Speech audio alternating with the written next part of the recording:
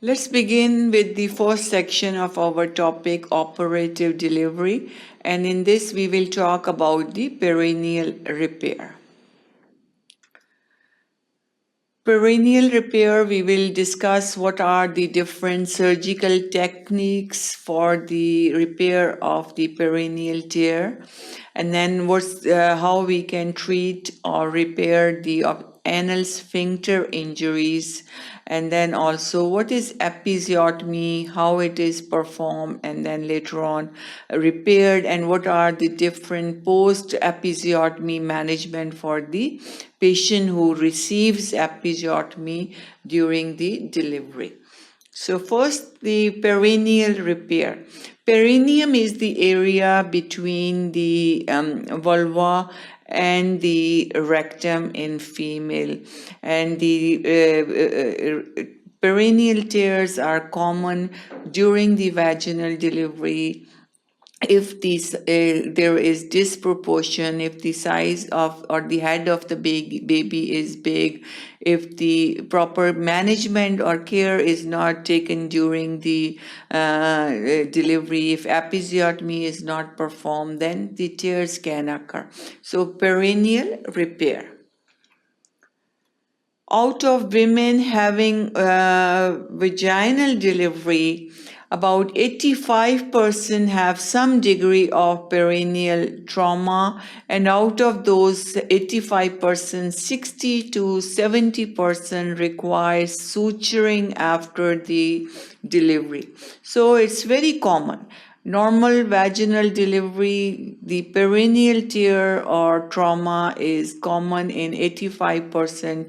60 to 70% requires suturing after the trauma or after delivery. So you can say it's about 10 to 15% patients, they just heal normally after the delivery because their traumas are not as bad.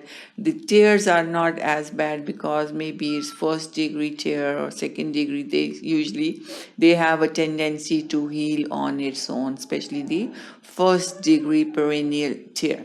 So out of the women, 85% have trauma, 60% require the suturing. Examination of women for classification of perineal tear. So once the perineal trauma occur, it's very important that we should examine the patient for the type of perineal tear, whether it requires suturing or it will heal on its own. It's important to find out, and that is usually done by examination. Classification of perineal tear, we have first degree tear, second degree, third degree, and fourth degree. First degree is usually not as bad, it's mild, heal on its own. It involves the skin and the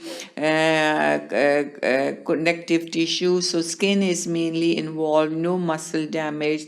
In the second degree, skin, connective tissue, and also muscles are affected. In the third degree, it's reached to the anal sphincter is damaged, and then in the fourth degree, it's very extensive, and up to a rectum is also involved. It can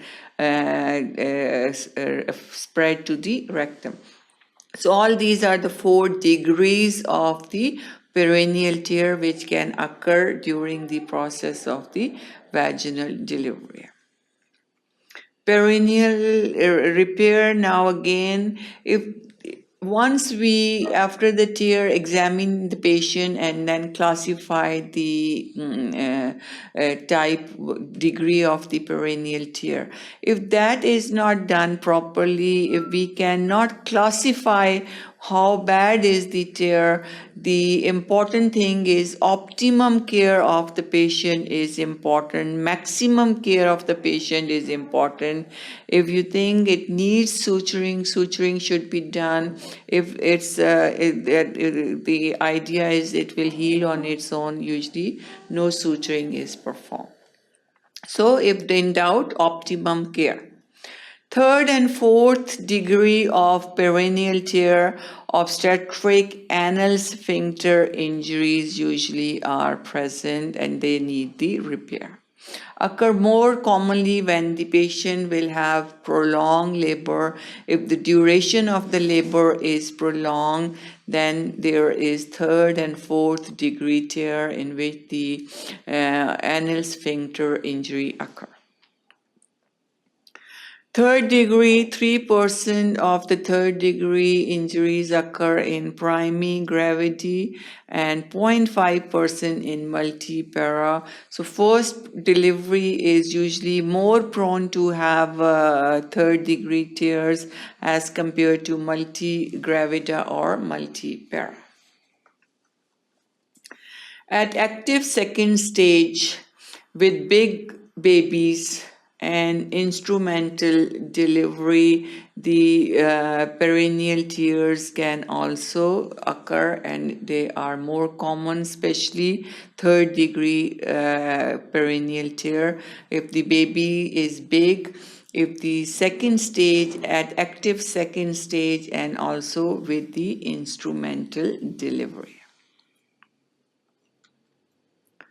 Surgical technique.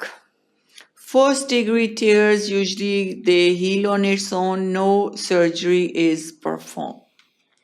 Systematic approach for second degree. Explanation by mother. And adequate analgesia. Check the extent of grazes and laceration. So again, first degree heal on its own, and then systematic approach for second degree analgesia can be given, and then we look for the extent of injury, laceration, how bad it is, and how we can do the further management and treatment. These are the pictures which shows the tears, and then suturing can be performed to do the to repair the perineal tear.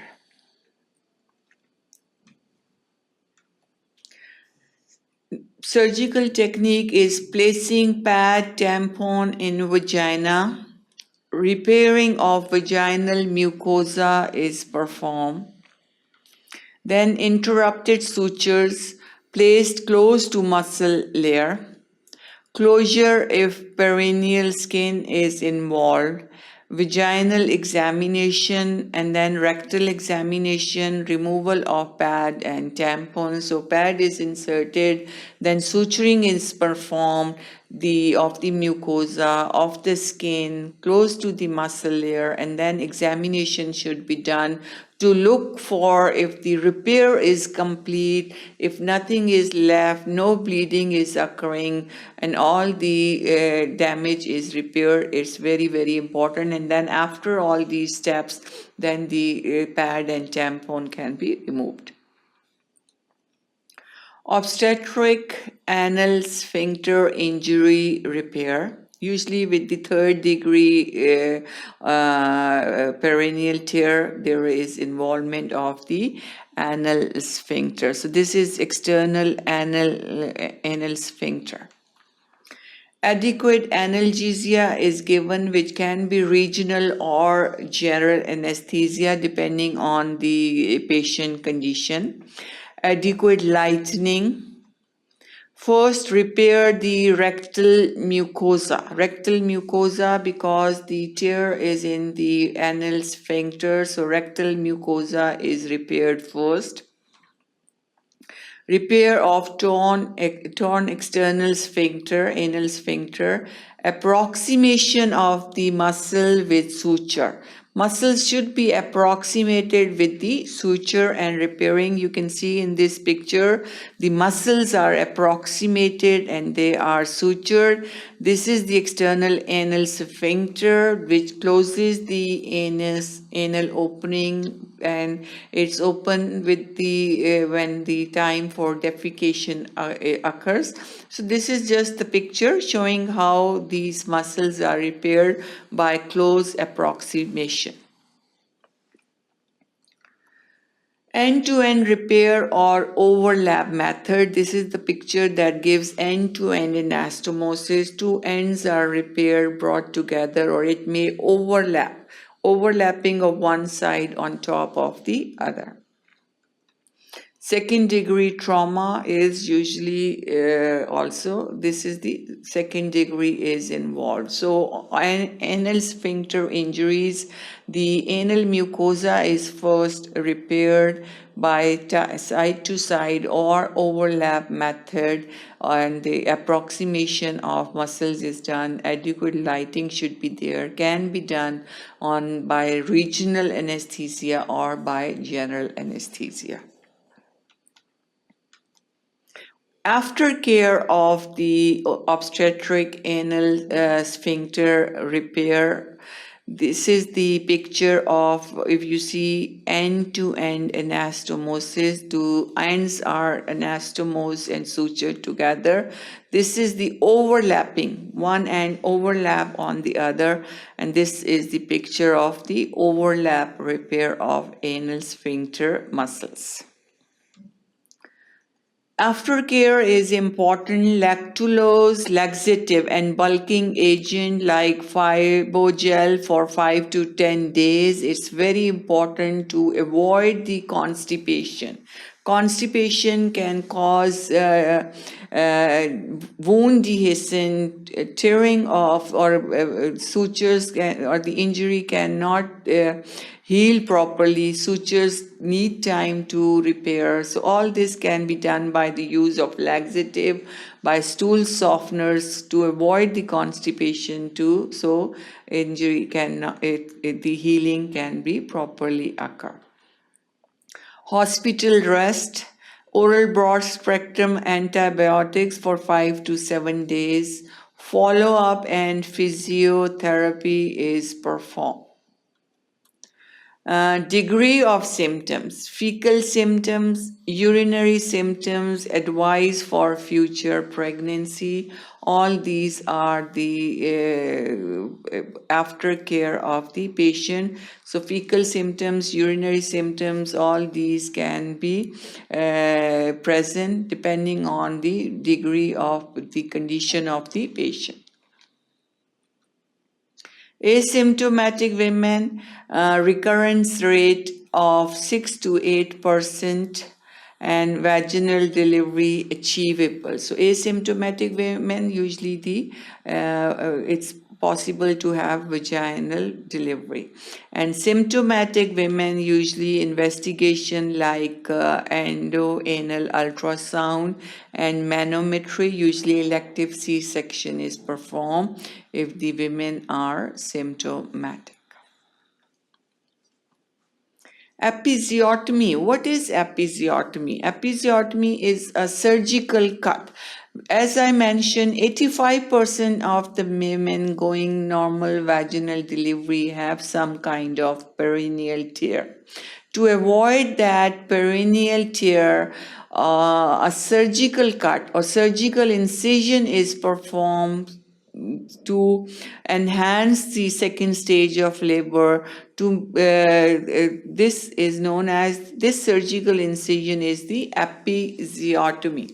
Surgical incision of perineum performed during second stage of labor to enlarge the vulval outlet and assist vaginal birth.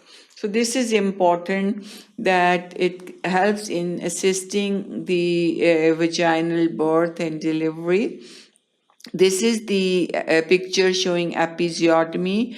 It can be midline 90 degree, or it is at the angle known as mediolateral episiotomy. So can be in the midline straight and can be in the mediolateral direction.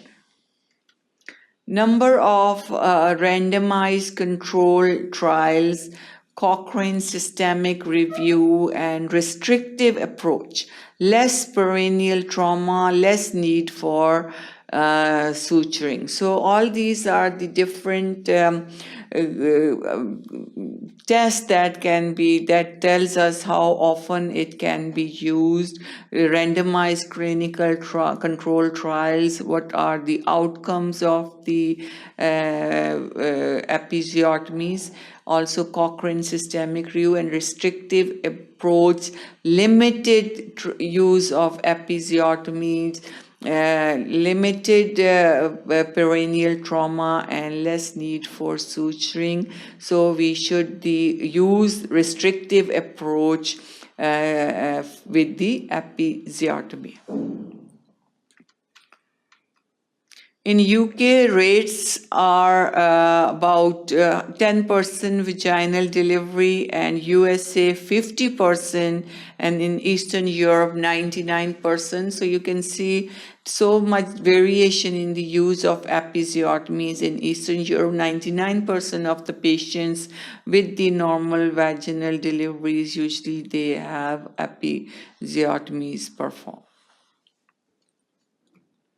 Surgical technique is performing episiotomy in second stage, midline or mediolateral. Second stage of delivery is the stage from the dilation of the cervix to the delivery of the baby. If this is prolonged or the baby has some kind of resistance for the delivery, then usually episiotomy is performed to increase the vulvar area from which the baby is delivered and to avoid any tears. So it can be done in the midline, 90 degrees straight, midline and mediolateral. Incision at midline or at an angle from posterior end of the vulva. This is the midline.